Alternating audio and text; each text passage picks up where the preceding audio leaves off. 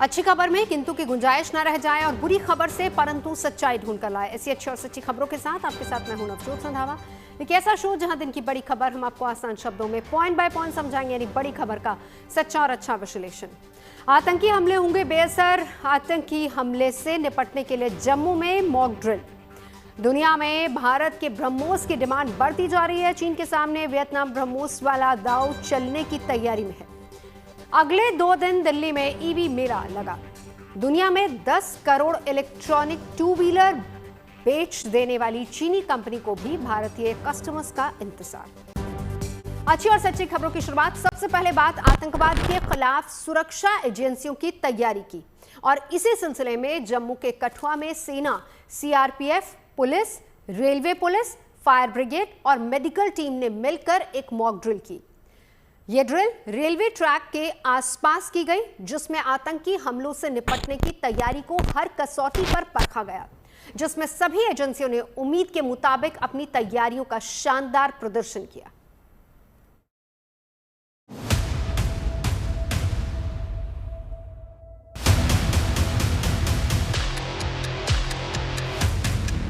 Trigger पर उंगली, target पर निशाना और दबे पांवों से दुश्मन की घेराबंदी। ये तस्वीरें किसी स्पेशल ऑपरेशन की नहीं बल्कि मॉक ड्रिल की हैं, जिसे जम्मू के कठुआ में रेलवे ट्रैक के आसपास किया गया। इस मॉक ड्रिल में सेंट्रल फोर्सेस के साथ स्टेट की एजेंसीज ने भी भाग लिया और सभी ने आतंकवाद के खिलाफ अपनी तैयारियों का बेहतरीन प्रदर्शन किया। मॉक ड्रिल के दौरान ठीक वैसा ही रिक्रिएशन किया गया जैसा किसी आतंकी हमले के दौरान होता है, यानी देखने में हूबहू आतंकी हमले जैसी घटना मॉक ड्रिल के दौरान नजर आई, जिसमें हथियारबंद 2 लोगों को हमला करते दिखाया गया। हमला होते ही सुरक्षा एजेंसियां फौरन एक्शन में आ गईं और उन्होंने बगैर वक्त गंवाए हमलावरों की घेराबंदी कर दी ताकि उन्हें भाग निकलने का मौका न मिल पाए। आज जो मॉक ड्रिल हमने की है, ये मगरखाट रेलवे ट्रैक के साथ है। हमारी जीआरपी की पोस्ट है, इसमें की है। जॉइंट मॉक ड्रिल की है हमने सारी फोर्सेस को, स्टेट और सेंट्रल फोर्सेस को मिलाकर। Fire service, SDRF, SOG, medical team, bomb disposal squad, सारी टीमें जिसमें सेंट्रल फोर्सेस में सीआरपी और आर्मी भी शामिल हैं, सब ने मिलकर ये जॉइंट मॉक ड्रिल की है। इसमें आज हमने ये दिखाया कि 2 मिलिटेंट यहाँ इस पोस्ट पे अटैक करते हैं और सारी फोर्सेस ने मिलकर एज पर जो कंटीजेंसी प्लान है मिलकर जॉइंट ऑपरेशन। मॉक ड्रिल के प्लान के अनुसार किसी ने रेलवे ब्रिज के नीचे मोर्चा संभाला, किसी ने सीढ़ियों पर और किसी ने रेलवे ट्रैक पर मोर्चा संभाला, जिसके बाद आगे बढ़े जवानों ने देखते ही देखते हमले को नाकाम कर दिया और फिर मॉक ड्रिल का हिस्सा रहे एसडीआरएफ के जवान घायल को स्ट्रेचर पर लिटाकर एम्बुलेंस तक ले गए।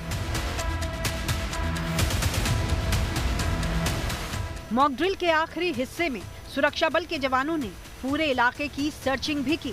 इस सारी कवायद के दौरान सभी एजेंसियों के बीच न सिर्फ तालमेल बेहतर बनाने पर जोर दिया गया बल्कि तैयारियों को भी हर कसौटी पर परखा गया। मॉक ड्रिल प्रैक्टिस है, इसमें जवानों को अलर्ट करने के लिए और प्रैक्टिस के तौर पर ही किया है। अलर्टनेस हम चेक करते हैं कि अगर कोई ऐसा एक्चुअल में इंसिडेंट हो जाए तो उसको कैसे हमने ऑन स्पॉट साइट पे जाके एक्शनेबल करना है। हाँ, ये सुरक्षा तो हम हूँ ही सुरक्षा कर्मी, और सुरक्षा कर्मी का काम है ये ग्राउंड पे काम करना। 24 आवर्स हम अलर्ट रहते हैं उसी अलर्टनेस को चेक करने के लिए, और ग्राउंड पे जाके फेमिलराइजेशन होके सारी फोर्सेस के साथ जान पहचान फेमिलराइजेशन होके कॉर्डन चारों तरफ से कैसे करना है और जॉइंट ऑपरेशन कैसे करना है और कैसे एनिमीज को न्यूट्रलाइज करना है, यही हमारा उपदेश था और इसमें हम सक्सेसफुल रहे। कठुआ में ये मॉक ड्रिल ऐसे समय में की गई है जब बीते कुछ महीनों में एलओसी से लगे जम्मू के कुछ इलाकों में आतंकी घुसपैठ की घटनाएं बढ़ी हैं, जिसे देखते हुए सुरक्षा एजेंसियां पहले से ही पूरी तरह चौकन्नी हैं। बावजूद इसके आतंकी संगठन अपनी हरकतों से बाज नहीं आ रहे हैं। यही वजह है कि किसी भी संभावित आतंकी खतरे से निपटने के लिए सुरक्षा एजेंसियां अपनी तैयारियों में कोई कोर कसर बाकी नहीं रख रही। ताकि अगर जरूरत पड़े तो फौरन आतंकी हमले को नाकाम किया जा सके। सुरक्षा एजेंसियों की तरफ से ये मॉक ड्रिल भी इसी मकसद से की गई। जम्मू से सुनील जी भट्ट के साथ bureau report, good news today. आगे बढ़ते हैं, बात करेंगे दुनिया की सबसे घातक मिसाइलों में से एक ब्रह्मोस की। इस सुपरसोनिक क्रूज मिसाइल से जुड़ी एक अच्छी खबर सामने आई है और खबर ये है कि फिलीपींस के बाद अब वियतनाम भी भारत की इस ब्रह्मोस मिसाइल को खरीदने की तैयारी कर रहा है। सूत्रों के हवाले से खबर यह है कि इस सौदे पर जल्दी ही बड़ा फैसला लिया जा सकता है और अगर ये डील सील होती है तो फिर वियतनाम फिलीपींस के बाद दूसरा देश होगा जो ब्रह्मोस मिसाइल को अपनी नौसेना में शामिल करेगा। चीन की घेराबंदी के लिए यह डील रणनीतिक तौर पर बहुत अहम मानी जा रही है, क्योंकि दक्षिण चीन सागर में जिस तरीके से चीन लगातार अपनी विस्तारवादी नीति के तहत अपने पैर पसारता जा रहा है, उस लिहाज से यह डील बहुत अहम होगी।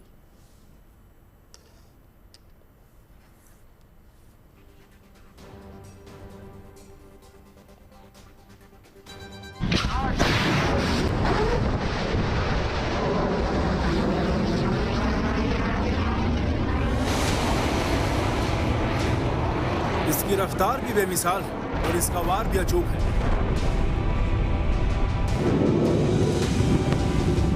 यह है हिंदुस्तान की सुपरसोनिक क्रूज मिसाइल ब्रह्मोस, जो दुनिया की खतरनाक मिसाइलों में से एक है, जिसे खरीदने की तैयारी वियतनाम कर रहा है।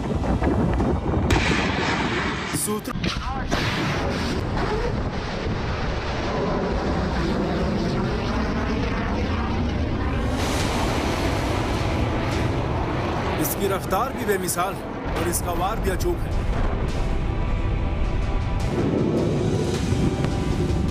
यह है हिंदुस्तान की सुपरसोनिक क्रूज मिसाइल ब्रह्मोस, जो दुनिया की खतरनाक मिसाइलों में से एक है, जिसे खरीदने की तैयारी वियतनाम कर रहा है। सूत्रों के हवाले से खबर है कि वियतनाम के साथ ब्रह्मोस डील अंतिम चरण में है और जल्दी ही इस डील पर मुहर लग सकती है। जानकारी के मुताबिक इस डील की कुल कीमत करीब $700 मिलियन यानी लगभग 5,990 करोड़ रुपए हो सकती है, जिसकी एवज में वियतनाम ब्रह्मोस मिसाइल को अपनी नौसेना में शामिल करना चाहता है। भारत का गौरव और दुनिया की सर्वश्रेष्ठ सुपरसोनिक क्रूज मिसाइल ब्रह्मोस अब दुनिया के कई देशों की पहली पसंद बनती जा रही है और यही वजह है कि फिलीपींस के बाद कई दूसरे देश भारत से ब्रह्मोस खरीदना चाहते हैं। खबर है कि अब फिलीपींस के बाद वियतनाम ब्रह्मोस खरीदेगा और इसके लिए ये डील अंतिम चरण में है, जिसका ऐलान कभी भी किया जा सकता है। आपको बता दें कि वियतनाम के साथ ब्रह्मोस को लेकर भारत की कई दिनों से बातचीत चल रही थी और अब ये बातचीत अंतिम दौर में है। बताया जाता है कि वियतनाम साउथ चाइना सी में चीन के वर्चस्व से अपने आप को बचाने के लिए एंटी शिप मिसाइल्स खरीदना चाहता है और लगभग 5 बैटरीज की बात की जा रही है, जिनकी कीमत $700 मिलियन है। दरअसल साउथ चाइना सी और उसके आसपास के देशों को डराने में चीन पीछे नहीं है। चीन बार बार इन देशों के एक्सक्लूसिव इकोनॉमिक जोन में दखल देता है, जो इन देशों को मंजूर नहीं है। चीन के इसी रवैये का जवाब देने के लिए साल 2022 में पहले फिलीपींस ने ब्रह्मोस मिसाइल से जुड़ा $375 मिलियन का सौदा भारत के साथ किया था और अब वियतनाम ब्रह्मोस का सुरक्षा कवच हासिल करना चाह रहा है, क्योंकि चीन के पास अभी ऐसे एयर डिफेंस सिस्टम नहीं है जो ब्रह्मोस को ट्रैक करके उसे रोक सके।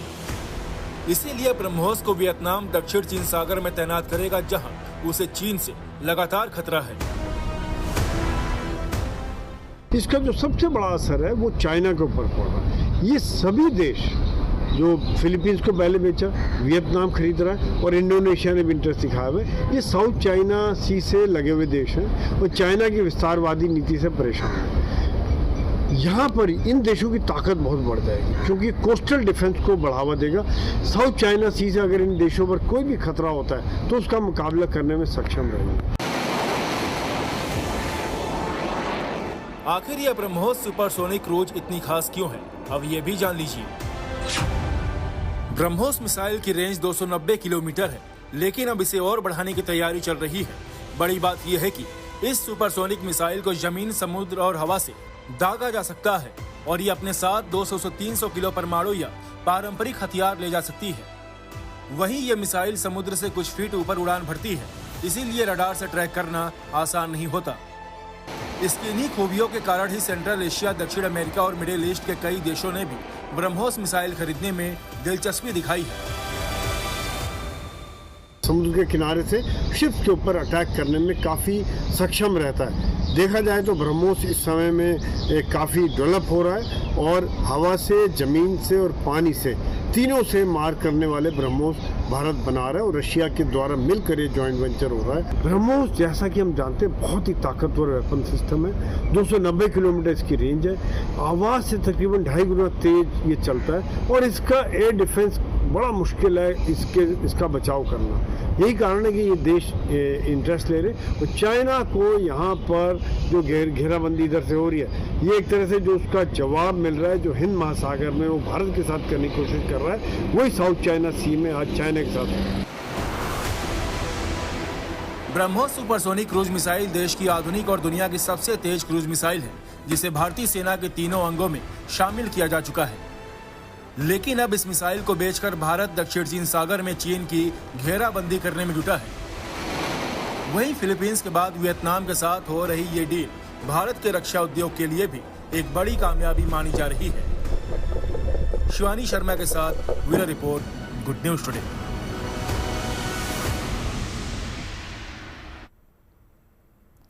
आगे बढ़ेंगे, बात करेंगे दिल्ली में लगे इलेक्ट्रिक वाहनों के मेले की, जो कि 20 अप्रैल तक चलेगा।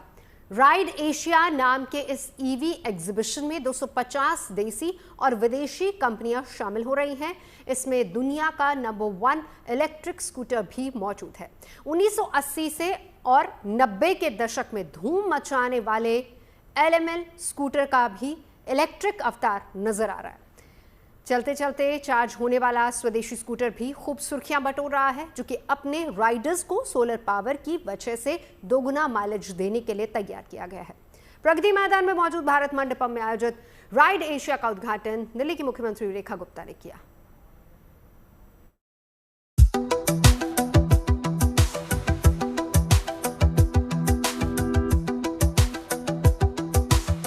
ये मेला है देशी और विदेशी इलेक्ट्रिक 2 व्हीलर्स का। दिल्ली के भारत मंडपम में आयोजित राइड एशिया एक्सपो में चर्चा है देशी विदेशी बड़े ब्रांड्स की शानदार 2 पहिया वाहनों की, और धूम है ऑटोमोबाइल सेक्टर में इलेक्ट्रिक 2 व्हीलर में नई नई तकनीकों की। देश में पेट्रोल और डीजल की आसमान छूती कीमतों से कौन परेशान नहीं है। हर किसी को परिवहन के उस साधन की तलाश है जो उनके जेब पर कम बोझ डाले, और फिलहाल इलेक्ट्रिक व्हीकल से बेहतर विकल्प तो नहीं दिखता। हालांकि बैटरी से चलने वाले वाहनों की तरफ देख रहे ज्यादातर लोगों के मन में इनकी क्षमता को लेकर बहुत सवाल होते हैं, जिसकी वजह से ज्यादातर लोग इलेक्ट्रिक 2 व्हीलर ही प्रयोग करते हैं।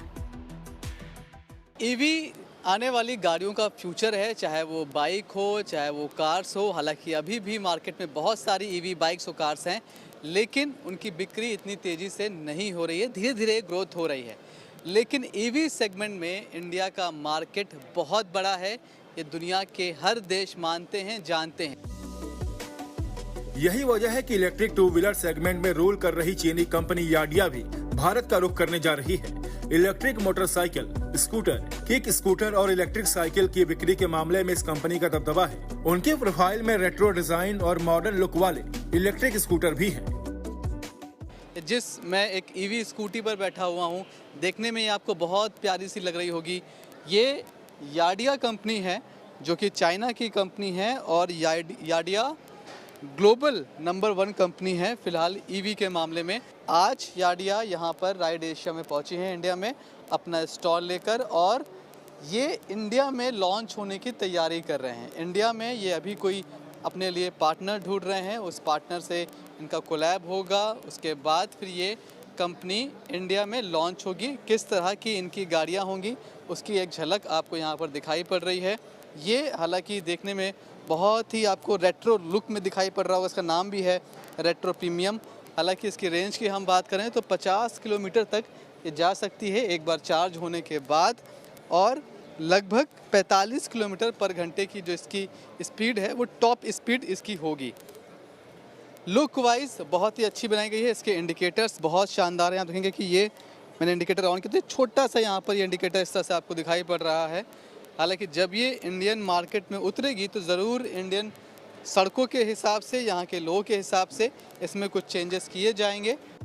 8 साल से सेल्स के मामले में पूरी दुनिया में नंबर 1 याडिया कंपनी ने 100 मिलियन यानी 10 करोड़ से ज्यादा टू व्हीलर बेच दिए हैं। फिलहाल भारत में अपने प्रोडक्ट्स को लॉन्च करने के लिए बेताब याडिया को एक भारतीय पार्टनर की तलाश है। एक से बढ़कर एक इलेक्ट्रिक टू व्हीलर के इस रंग बिरंगे मेले में तकनीक की वजह से कई और स्कूटर भी सुर्खियां बटोर रहे हैं, जिनमें स्वदेशी ब्रांड याकुजा के भी इलेक्ट्रिक 2 पहिया वाहन है जो लिथियम बैटरी के साथ साथ सोलर पावर से भी चलते हैं। इसके लिए किसी भी नए पुराने इलेक्ट्रिक स्कूटर पर चलता फिरता सोलर पैनल लगाया जाता है जो आमतौर पर सामान रखने के लिए यूटिलिटी बॉक्स का भी काम करता है। सबसे बड़ा फायदा माइलेज का मिलता है। ये एक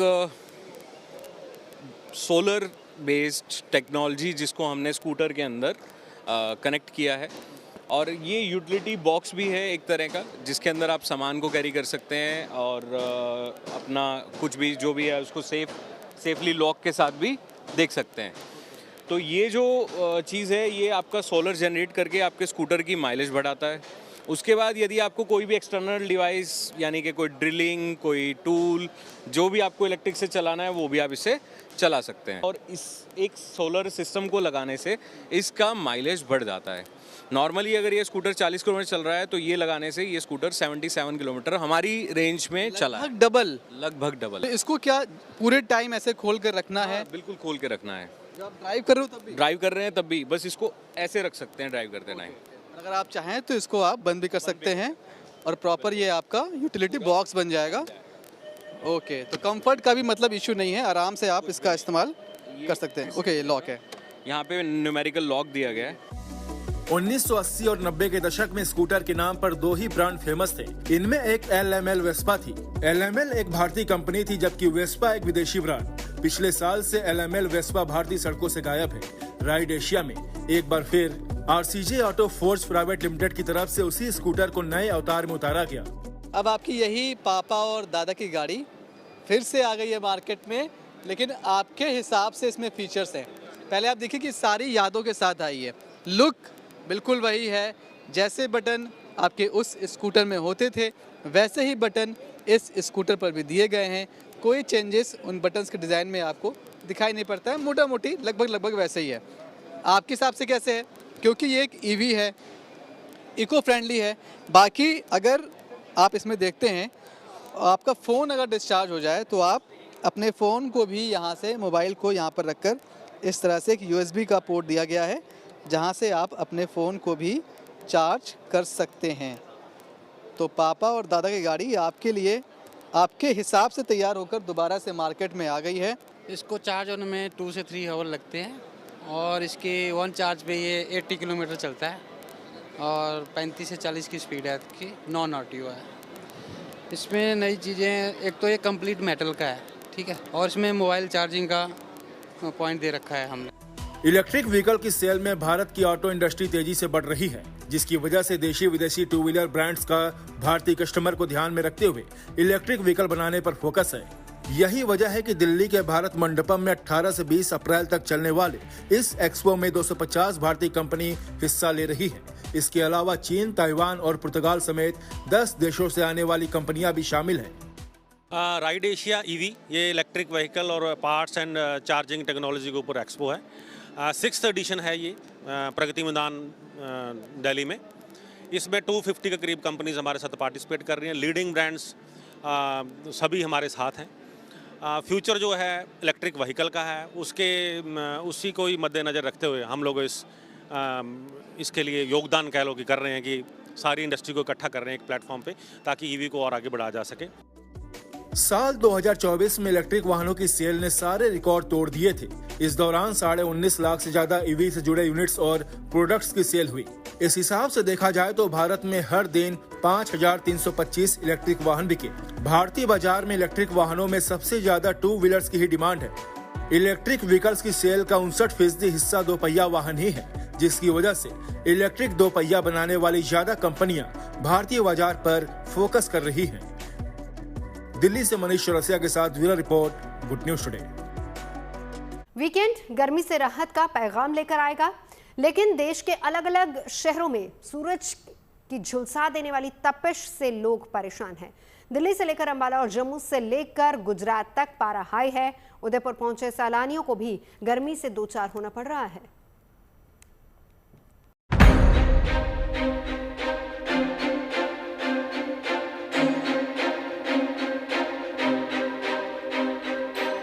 सूरज की तपिश लोगों को झुलसा रही है। अप्रैल में ही आलम ये हो चला है कि दोपहर 12 बजे से 4 बजे के बीच बाहर निकलना किसी चुनौती सा लग रहा है, जबकि असली अग्नि परीक्षा तो मई जून में होगी।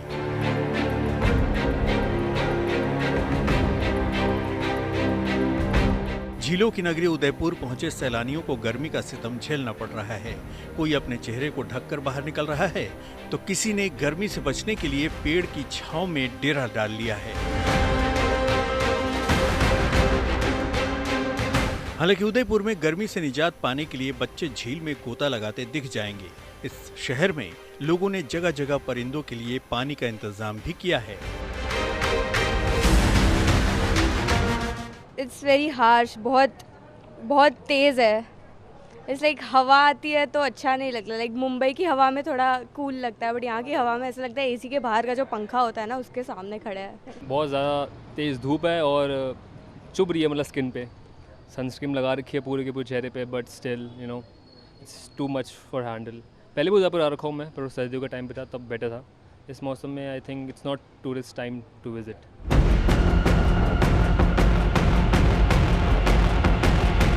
दिन के वक्त वाराणसी की सड़कों का भी हाल ऐसा ही है। सड़कों पर चंद लोग आते जाते दिखेंगे और ज्यादातर वक्त सड़कों पर सन्नाटा पसरा रहता है। करीब 40 डिग्री से ऊपर यहाँ पारा हो चुका है। हालत ये है कि पल पल में हमें पानी पीना पड़ रहा है।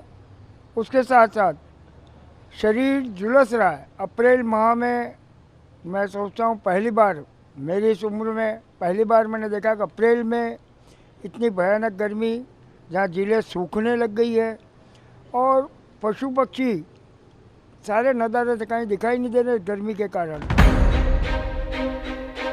वहीं महाराष्ट्र के अकोला में पारा 44 डिग्री के पार पहुंच गया है, यानी ये महाराष्ट्र का सबसे गर्म शहर है। मौसम विभाग ने आने वाले दिनों में तापमान बढ़ने की संभावना भी जताई है। ऐसे में जिला प्रशासन ने दोपहर 12 बजे से 4 बजे तक घरों में रहने की अपील की है।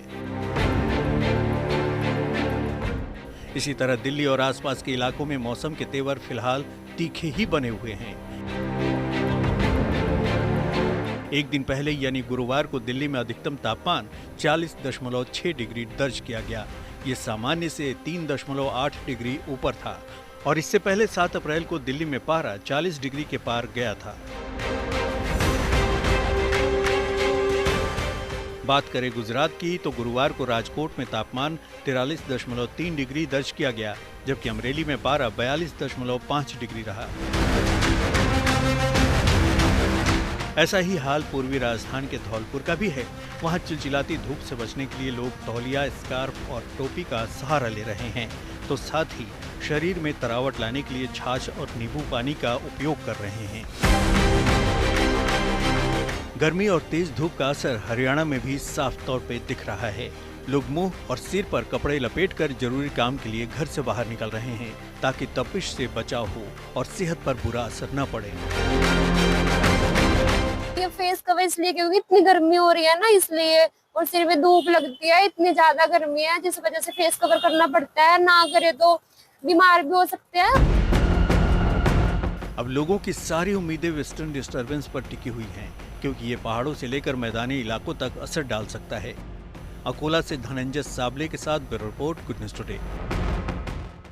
खबरें सच्ची होनी चाहिए, अच्छी खुद ब खुद लगती है। Navjot Randhawa signing off.